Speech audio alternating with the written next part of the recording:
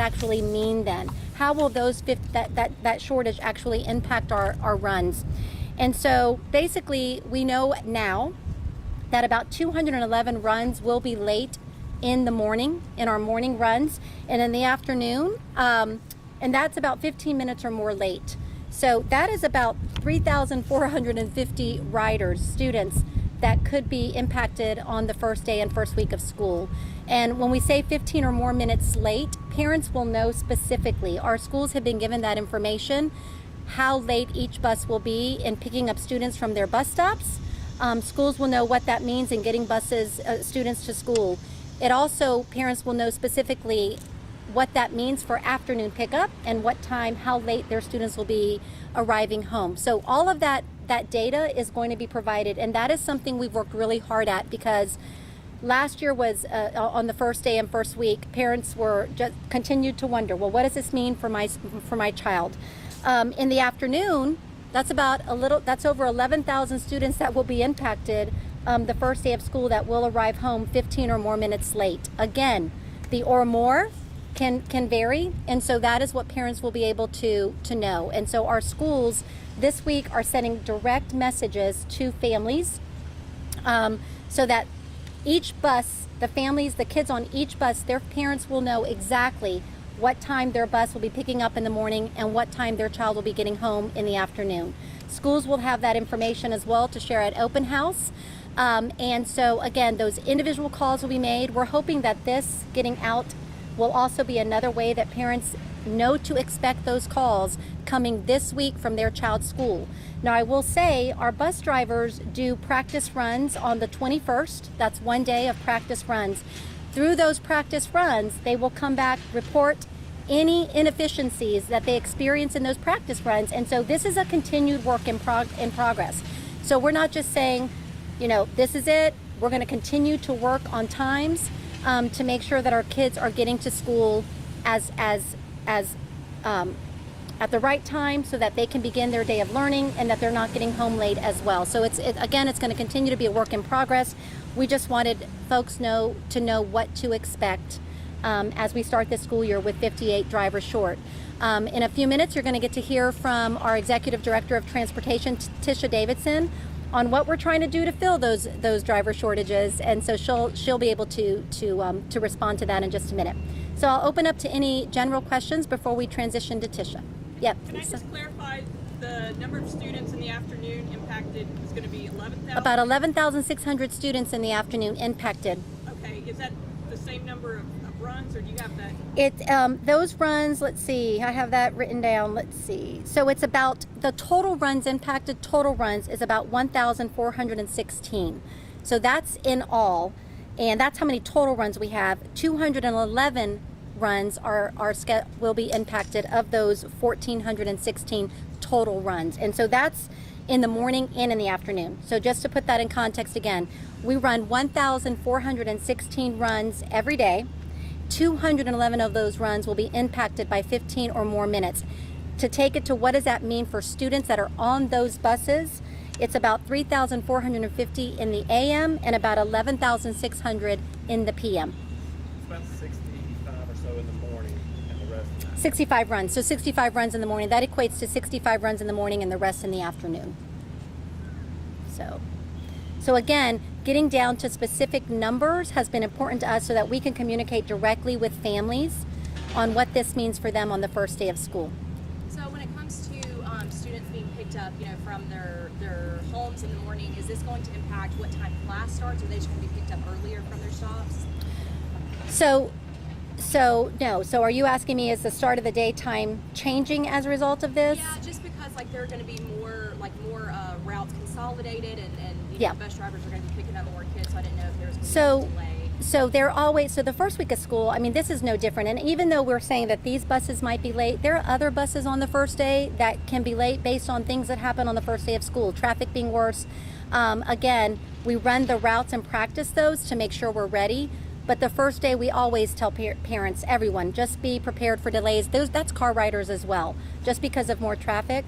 But school will still start on time. Obviously, we will not be taking We will not be doing like tardies and that the first week of school. We never do that. And also schools know in that first week, while we continue to work on timeliness, to plan things at the beginning that are not going to impact the students' learning. And so that's the first week of school. There's a lot of repeating of school procedures and just a lot of other things that are getting kids acclimated to be back in school. We talking about kids maybe getting home at like 7 o'clock, 8 o'clock at night? So last year, I think on the first day, the latest, because we get a message every day about when do buses stop, when is the last bus parked. And I think last year it was probably about 7:45 that last year. So our goal is to be better than that. But here's the good news, and that is I think that if everyone knows what to expect, that is half the battle. I think when people don't know that we're gonna be late, I think that causes a lot of frustration. It's already frustrating, and I know parents, it's frustrating to be waiting for your child, but as long as you know where they are and they're safe, I think that helps a little bit.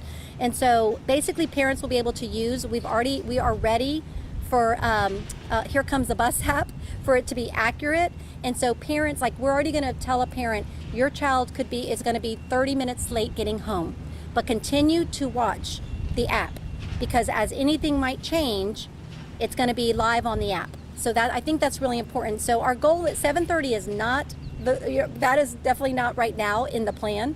I don't think we have any 7:30 arrivals in the afternoon.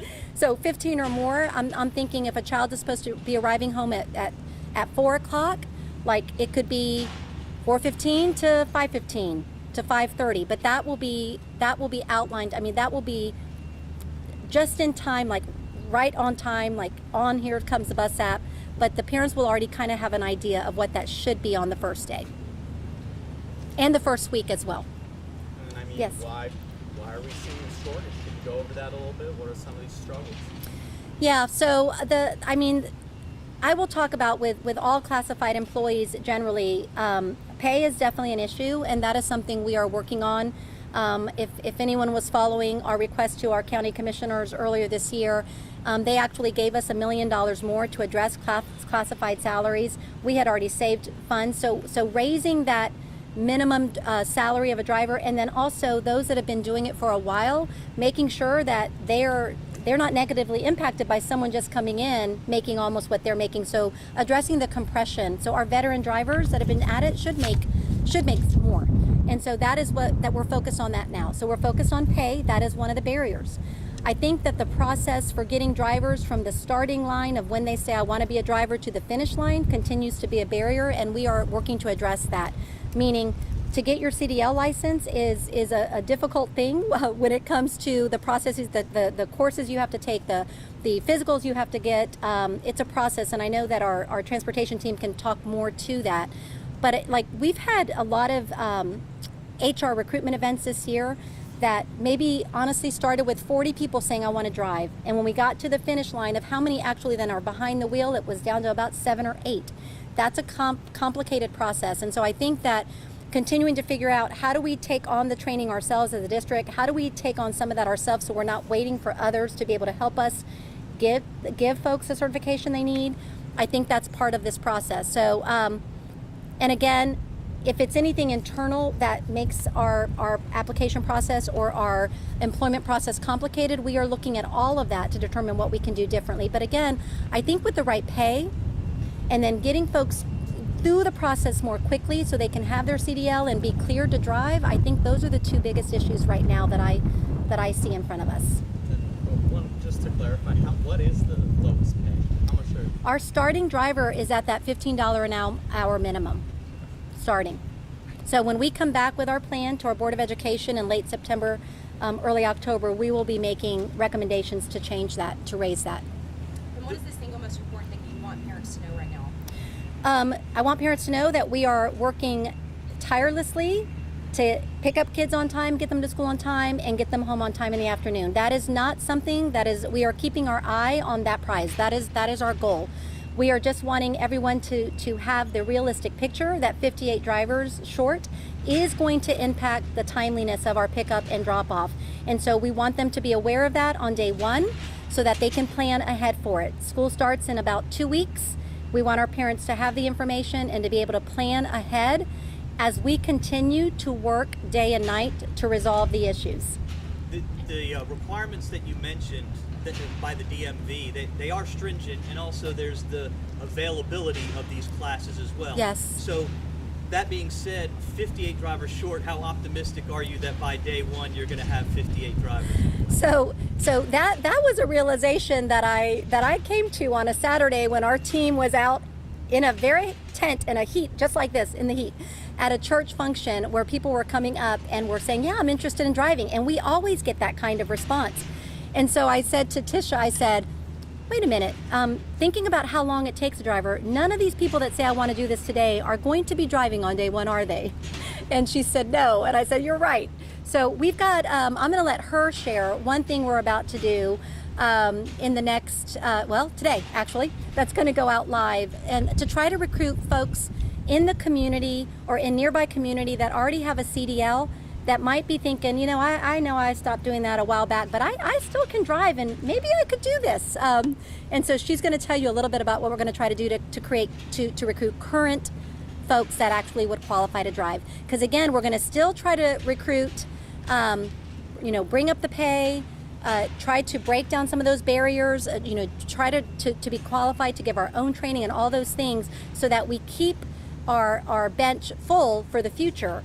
So we have right now, immediate, and then we've got the plan for the future. So we'll let you know a little bit more about the now in just a minute. And today, Wake County announced that they were actually fully staffed for this upcoming school year. 560 bus drivers they have on their staff. Have you been having Wow, that's changed then.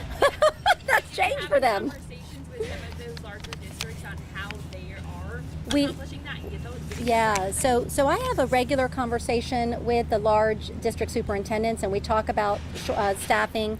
And so several of them had raised the starting salary and are seeing less issue with the staffing. I can't remember which one that's in our districts, in the large urbans, that is like at 17, I think, starting an hour.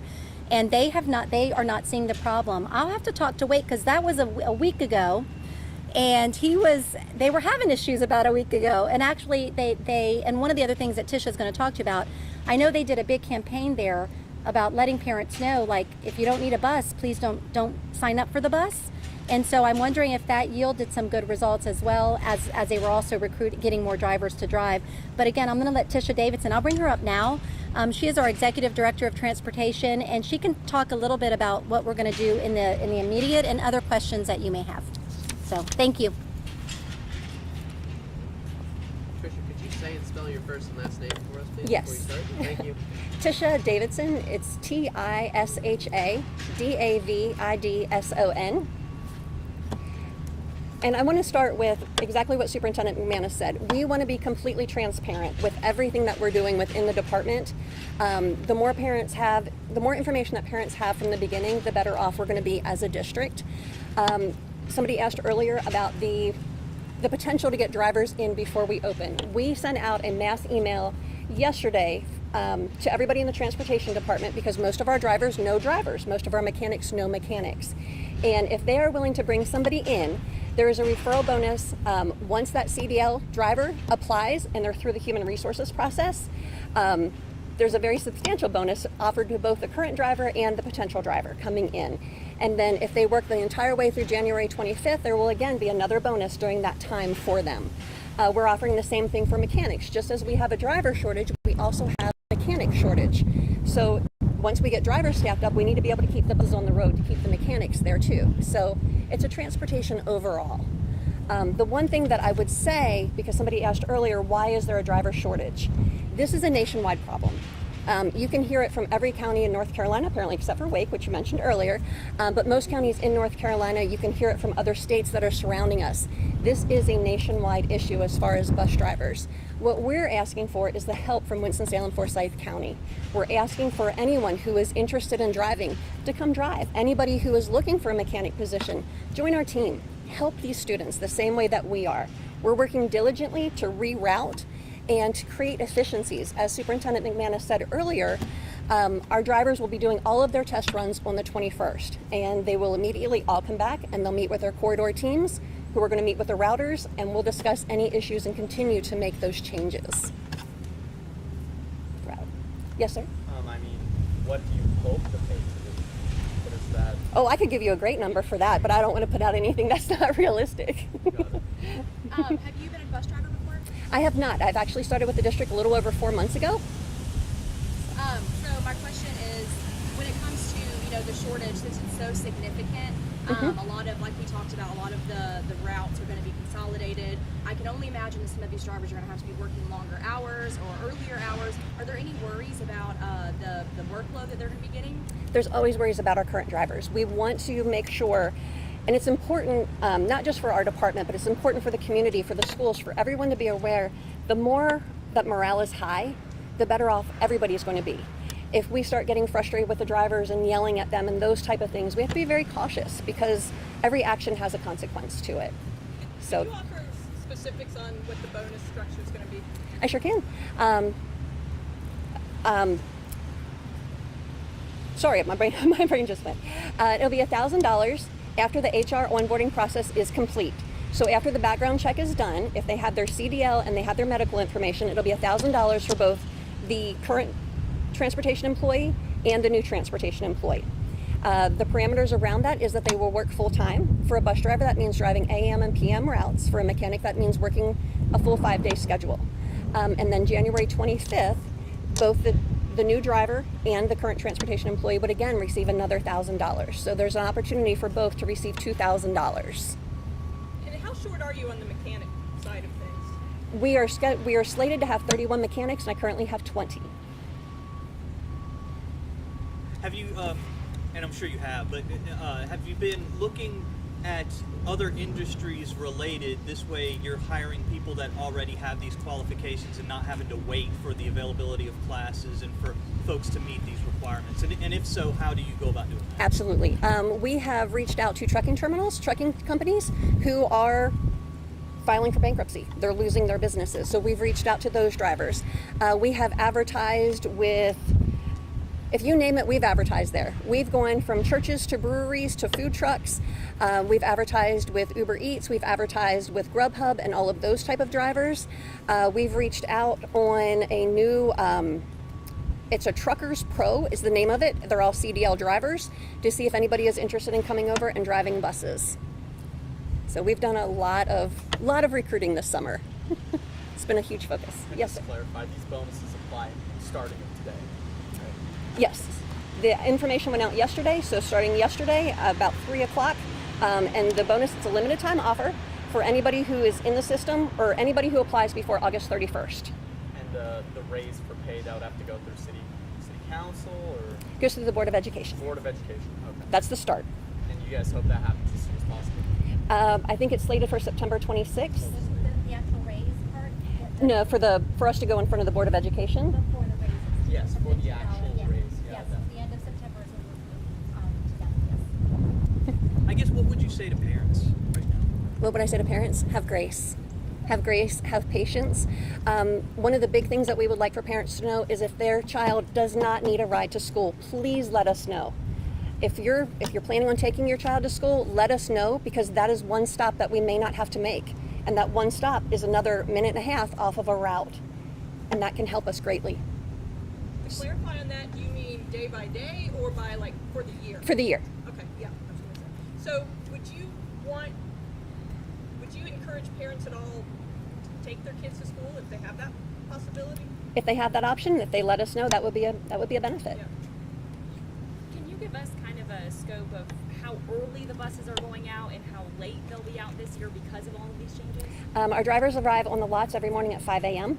And as Ms. McManus said earlier, we hope to have everybody back on the lot and home by that 7:30 time frame at the latest. We want to beat last year's time. And then, do you know how many students in the district take buses and how many don't? Just clarifying numbers. Looking at numbers from last year, and that's what I'm going by, we had 32,000 students, a little over 32,000 students that registered to be on the bus.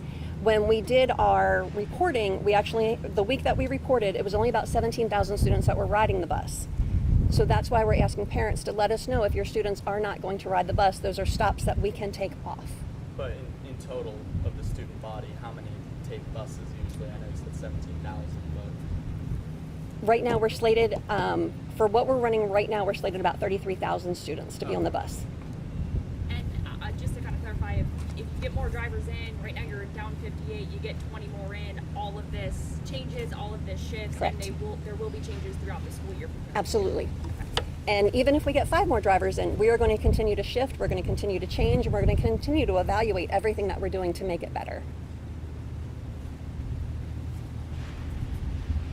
Are there any other questions?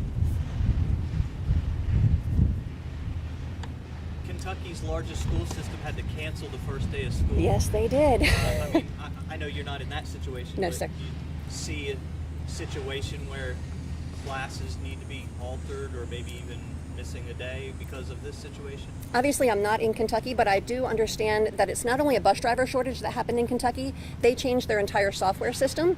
So they changed every one of their runs and every one of their routes that was in that district, and that also caused some turmoil there. We are not taking that approach. We still have the same software, and we're continuing to evaluate our routes. And you still have the, what is it, the Here's the Bus app? Or Here what- Comes the Bus. Here Comes the Bus, okay. And encouraging parents to use that? Yes, sir. Tisha, will you clarify just one more time? To get the bonus, you have to have what? It's pretty specific. In order to get the bonus, they have to have a current CDL with a current medical, a current DOT medical to be a bus driver. And that CDL has to contain an S and a P endorsement. And then for a mechanic, they have to have an active CDL. Tell them what S&P is. It means that they can transport students and they can transport passengers on the bus. One more question since we brought up Kentucky. I know that some of those buses have some issues with air conditioning because of the extreme heat, or some buses across the country have had these issues. Are we prepared if something were to happen like that? I mean, I know it doesn't get as hot as it does in other places, but it still is pretty toasty over here. It does get warm. We're currently working on a contract that we have all the air conditioning worked on, and that way if a driver reports to us, we'll be able to get that repaired within the week. Can I say they're going to be perfect from the beginning? I wish. But that's it. Thank you. Thank you.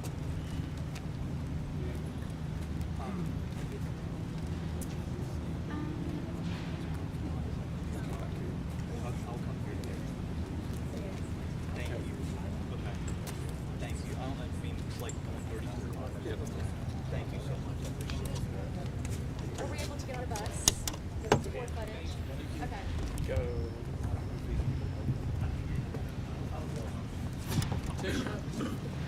I'm sure at the school board meeting they said they're actually paying. Do you know like maybe if one or two? they're just wondering if any of these, like they can The thing knock on the- door on the and board. just get on and get some shots? Let me look at that presentation. You're right. I asked you that and then you mentioned Final video of school buses, so I'm not going to worry about that. Yeah, me too.